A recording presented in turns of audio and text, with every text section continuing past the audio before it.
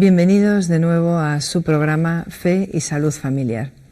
Como de costumbre, quiero empezar este programa con un texto de la Sagrada Escritura, y el de hoy que hemos elegido dice así: Lleno de turbación, púsose en cama y enfermó de tan intensa pena que permaneció así en aquel lugar muchos días, porque iba aumentando su tristeza, de forma que pensó que se moría, de tan abatido y oprimido de pesares como se encontraba.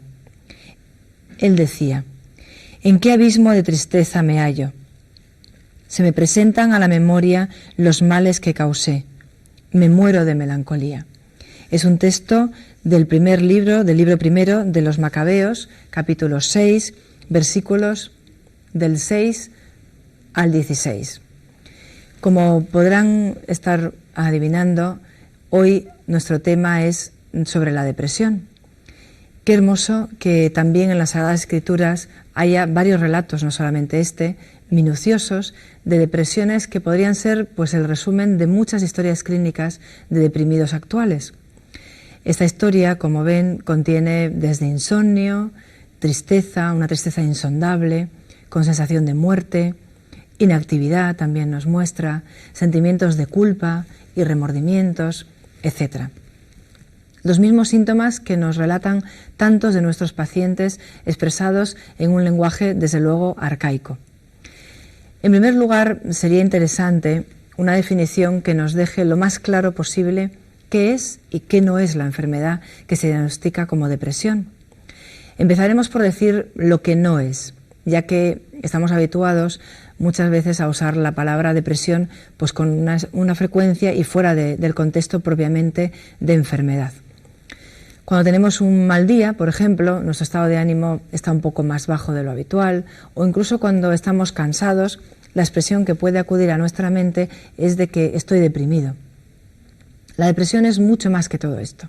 Es un serio trastorno emocional que implica importantes cambios desde nuestra forma de sentir, de pensar, de actuar. Afecta a la forma en que una persona, desde cómo come, cómo duerme, cómo está descansando, afecta cómo uno se valora a sí mismo, toca muy fuertemente la autoestima a los deprimidos y la forma en que también piensa de todo lo suyo y también de lo que tiene a su alrededor. Un trastorno depresivo no es lo mismo que un estado pasajero de tristeza. No indica una debilidad personal, que muchas veces la gente piensa esto. No es una condición de la cual uno puede liberarse a voluntad. Muchos dicen: si puedes, si quieres, puedes salir de este bache, puedes imponerte, empezar a hacer cosas. No es así de fácil. Las personas que padecen un trastorno depresivo no pueden decir simplemente: ya basta, me voy a poner bien. Sin tratamiento se dice que, o se ve, o se sabe, que los síntomas pueden durar semanas, meses e incluso años. Sin embargo, la mayoría de las personas que padecen depresión pueden mejorar con un tratamiento adecuado. Por estadísticas sabemos que cada año un 10% de la población padece de enfermedades depresivas. Por ejemplo, este 10% en un país como Estados Unidos supone que 20 millones de personas padecen depresión.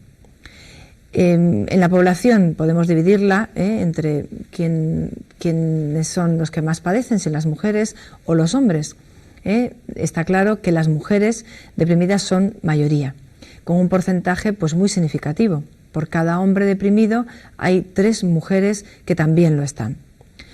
Aunque podemos encontrar depresión en cualquier momento de la vida de una persona, parece claro que el riesgo de depresión aumenta con la edad, encontrándose unos periodos mucho más críticos, como pueden ser entre los 35 y los 45 años y a partir de los 60, el otro periodo. Nos preguntarán si existe depresión en la niñez. Desde hace solo unas 2 décadas se comenzó a reconocer que también los niños sufren depresión. Lo que ocurre es que el niño la camufla mucho mejor, sin querer, lógicamente, inconscientemente, pero puede haber depresión detrás de estos síntomas. El niño deprimido puede simular pues estar enfermo y ser de fondo una depresión. El rehusar ir al colegio, ir a la escuela, no querer separarse de los padres o tener miedo a que uno de los padres se muera, también son pensamientos muy típicos en el niño que sufre depresión. El niño más grande, un poquito mayor, puede ponerse pues, de mal humor y también ser una depresión, meterse en problemas en el colegio, comportarse como un niño travieso o indisciplinado, estar malhumorado o sentirse incomprendido. Puede haber detrás de todo esto, como decimos, una depresión en este niño. Dado que los comportamientos normales varían de una etapa de la niñez a otra, porque dentro de la normalidad pues hay cambios en estos estados, en esas etapas de la niñez, es a veces difícil establecer si un niño está simplemente pasando por una fase de su desarrollo típica o si está verdaderamente padeciendo de depresión. A veces el niño tiene un cambio de comportamiento marcado que preocupa a los padres que están observándolo o también al mismo maestro que lo tiene en la escuela y menciona que el niño no parece ser el mismo. En tal caso, después de descartar problemas físicos, siempre sería lo primero, el pediatra puede sugerir que el niño sea evaluado, sea valorado, preferiblemente por un psicólogo o un psiquiatra especializado en niños, un psiquiatra o un psicólogo infantil. De ser necesario un tratamiento, el médico o psicólogo puede sugerir una psicoterapia, mientras este médico puede recetarle algún medicamento si fuese necesario, o acudir a la medicina natural, que como por ejemplo la homeopatía, que da muy buenos resultados en los niños que tengan el estado de ánimo bajo. Con los datos que dábamos al principio, sobre aquel 10% de la población que puede sufrir depresión, tenemos que reconocer o pensar que el costo de esta en términos económicos es alto. Pero desde luego, el costo en términos de sufrimiento es incalculable. Los trastornos depresivos interfieren con el funcionamiento cotidiano del paciente. Ellos causan dolor y sufrimiento no solo a aquellas personas que lo padecen, sino también a sus seres queridos, a los que están a su alrededor. La depresión severa, la depresión grave, puede destruir tanto la vida de la persona enferma, la que está padeciendo la depresión, como la de su propia familia, la de su alrededor. Sin embargo, en gran parte, ese sufrimiento se puede evitar. La mayoría de las personas deprimidas, lamentablemente, muchas veces será por ignorancia, ¿verdad?, no buscan tratamiento, aun cuando la gran mayoría, incluso quienes sufren la depresión severa, la depresión grave, podrían desde luego recibir ayuda, pues no se sabe por qué, se desdejan. Gracias a años de investigación, hoy se sabe que ciertos medicamentos y psicoterapias son eficaces para la depresión. Estas psicoterapias son conocidas por los nombres de terapia cognitivo-conductual, se llama así.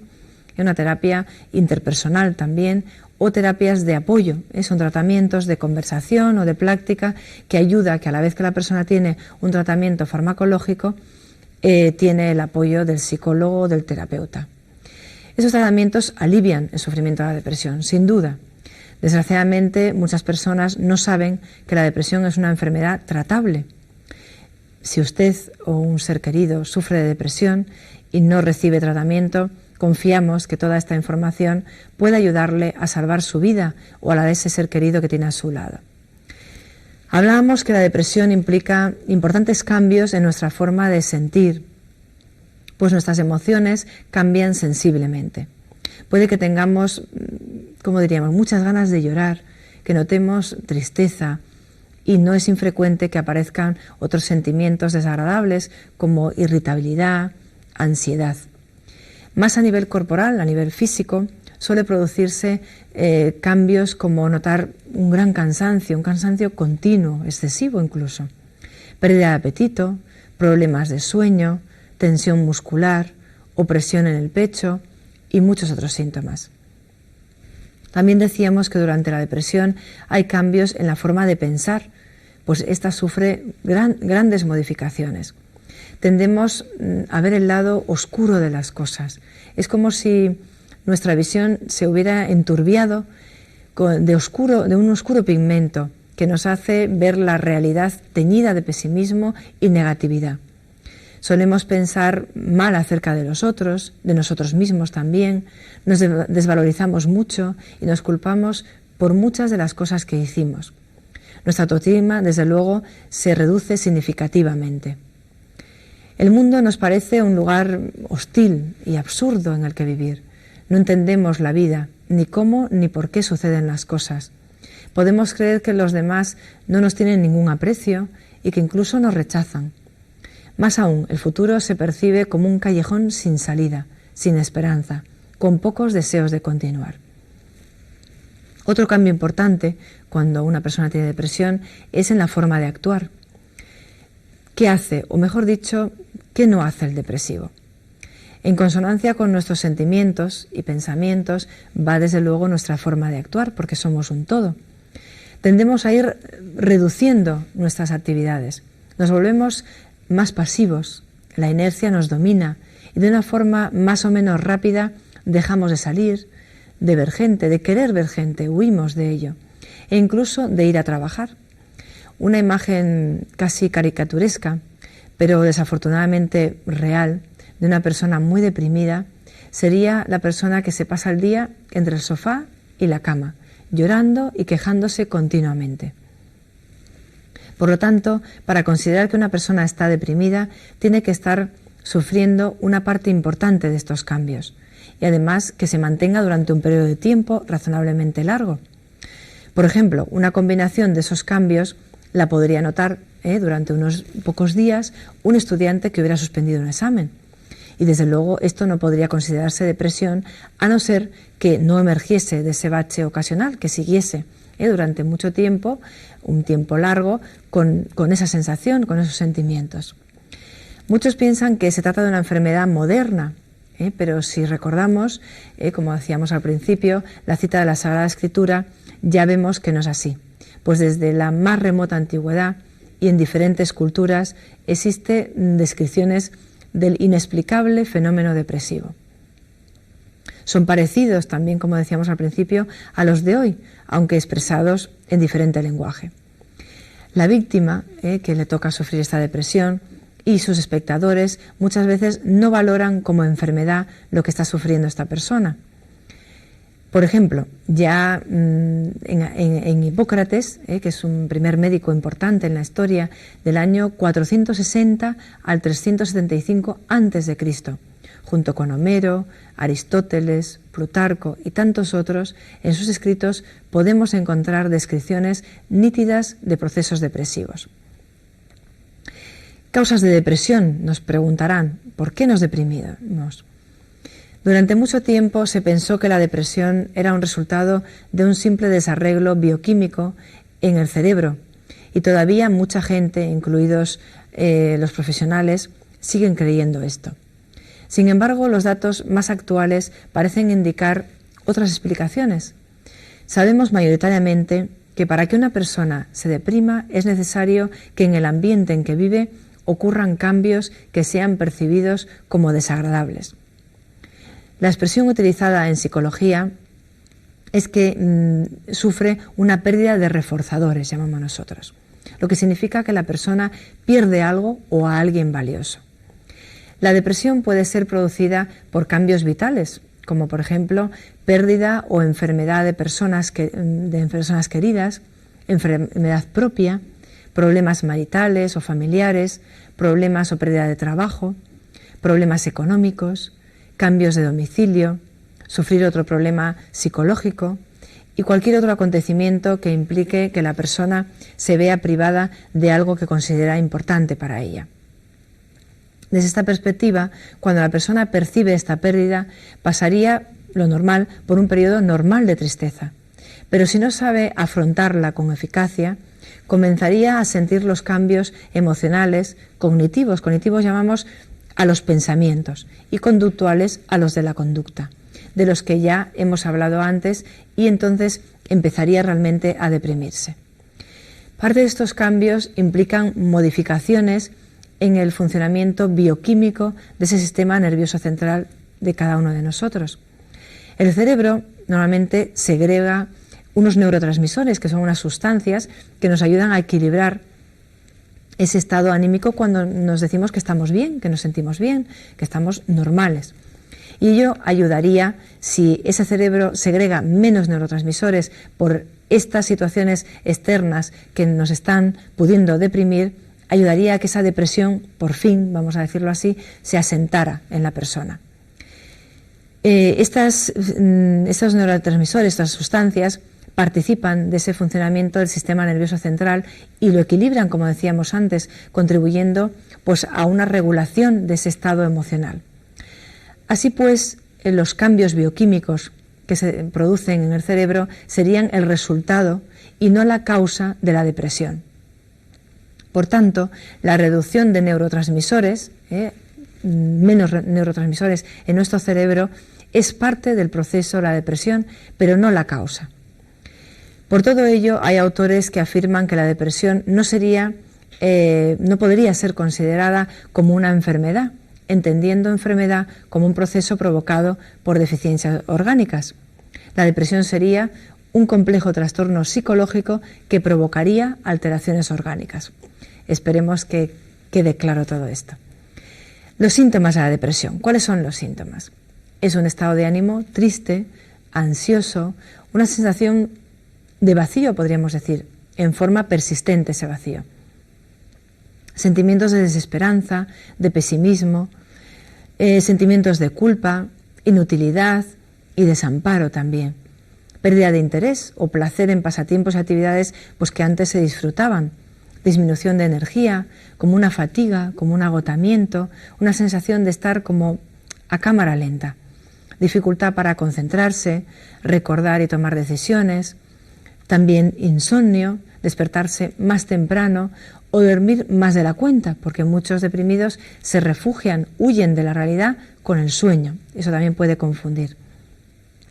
Pérdida de peso, apetito o ambos.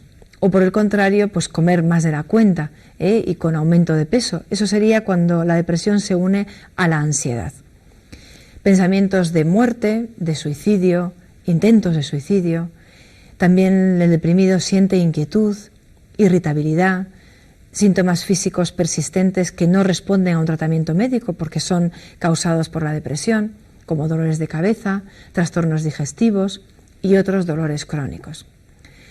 Podrían preguntarnos si están conviviendo con una persona depresiva, cuál es el estilo de vida y el ambiente recomendable para esa persona. ¿Qué es lo que más podría ayudar a esa persona que sufre la depresión?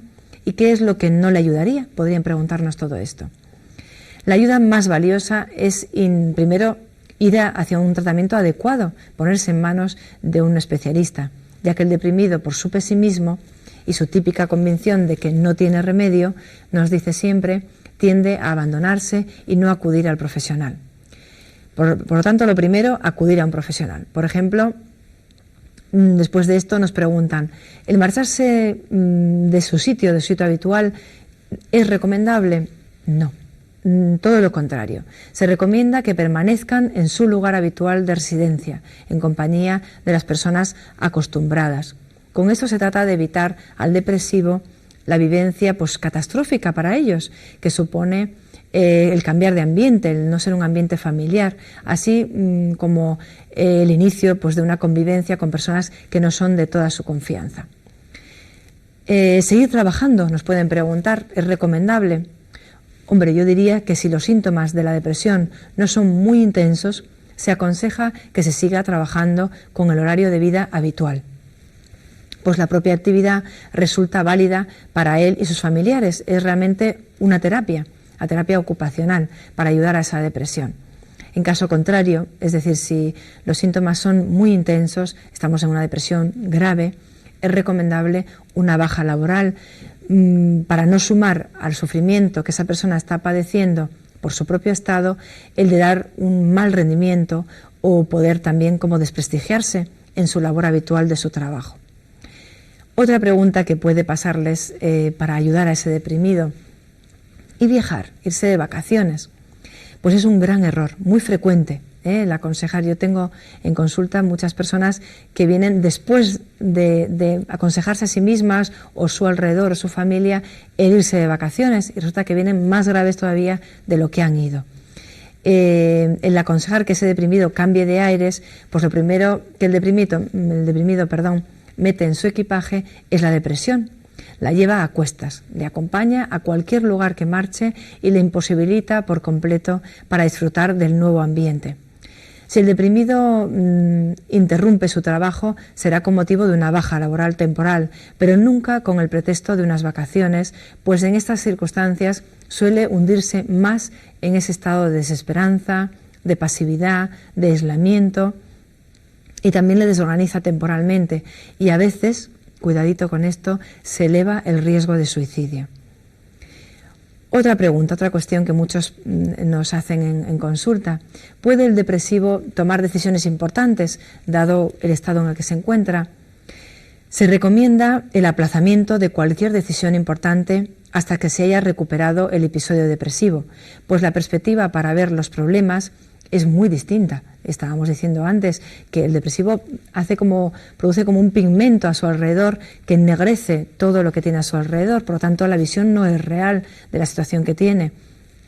Y según esto, pues no puede o no debe tomar decisiones importantes.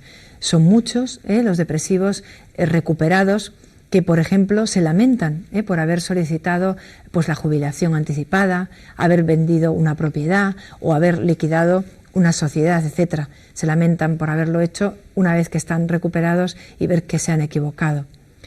Es bueno que asiduamente, por ejemplo, nos preguntan, ¿se le acompaña al depresivo? ¿Se esté a su lado? Por supuesto, el acompañamiento asiduo del enfermo por familiares, amigos, tiene una doble función en su mundo.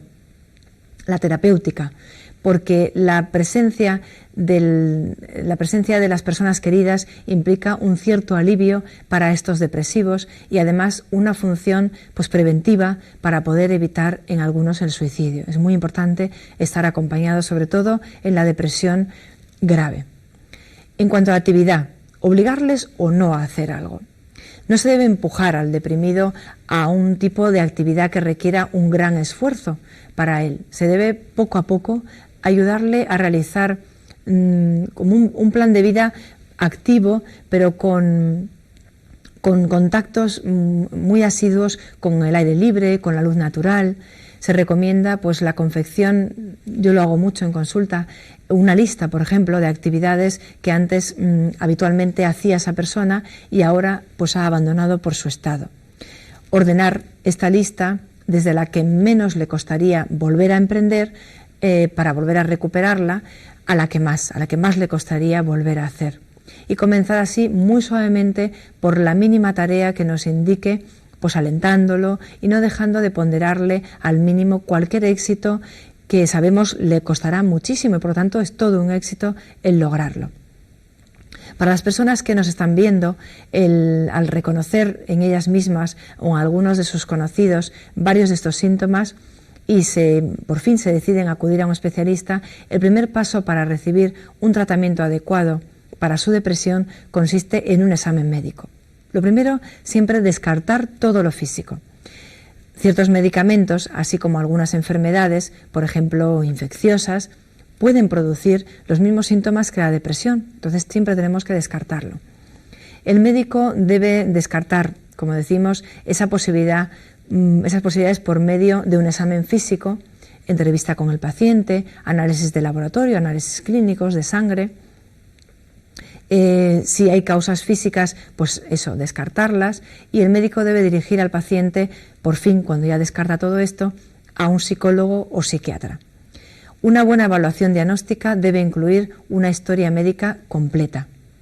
¿Cuándo empezaron los síntomas?, nos preguntará el médico o el especialista. ¿Cuánto han durado? Si han sido tan fuertes, si el paciente los ha tenido antes. El especialista también debe averiguar si aquellos síntomas fueron tratados y qué tratamiento se dio cuando hubo una depresión anterior a la que parece que está asomando actualmente.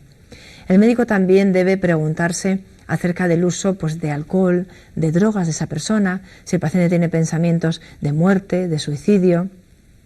Además, la entrevista debe incluir preguntas sobre otros miembros de la familia, si hay algún pariente que ha tenido depresión, si fue tratado, qué tratamientos recibió y qué tratamientos fueron efectivos. Por último, una evaluación diagnóstica debe incluir un examen pues, del estado mental para determinar si los patrones pues, de habla, pensamiento, memoria se han visto afectados, como pasa algunas veces en el caso de trastornos depresivos. La selección de tratamiento pues dependerá del resultado de esa evaluación, de ese examen. Existe una gran variedad de medicamentos, medicamentos antidepresivos, lógicamente, y psicoterapias que se pueden utilizar para tratar los trastornos depresivos. La psicoterapia sola es efectiva en algunas personas con formas más leves o moderadas de depresión. Ahí podría tratarse sin medicación. Las personas, desde luego, con una depresión más severa, más grave, hay que tratarlas con antidepresivos. Existen muchas más variables que predisponen a la depresión, pero vamos a terminar hablando ya sobre la prevención, porque se nos está agotando el tiempo. La prevención mayor, desde luego, es la educación. Una educación rica en recursos en cuanto a mostrar a nuestros hijos un variado abanico de posibilidades que pueden llenarles la vida presente y futura. Ayudar a nuestros hijos a encontrar su vocación, su lugar en este mundo, averiguar seriamente y sanamente para qué sirven, lograr su colocación en esta sociedad, y aunque sabemos que van a encontrar dificultades, si están rodeados de actividades que les llenen y den sentido a su vida, será muy difícil que caigan en ningún problema psicológico y menos en una depresión. Solo nos queda agradecerles su atención. Esperamos que todos estos consejos les sean de gran ayuda para conseguir no tener este problema, esta enfermedad. Y bueno, muchísimas gracias por toda su atención y hasta un nuevo programa. Muchas gracias.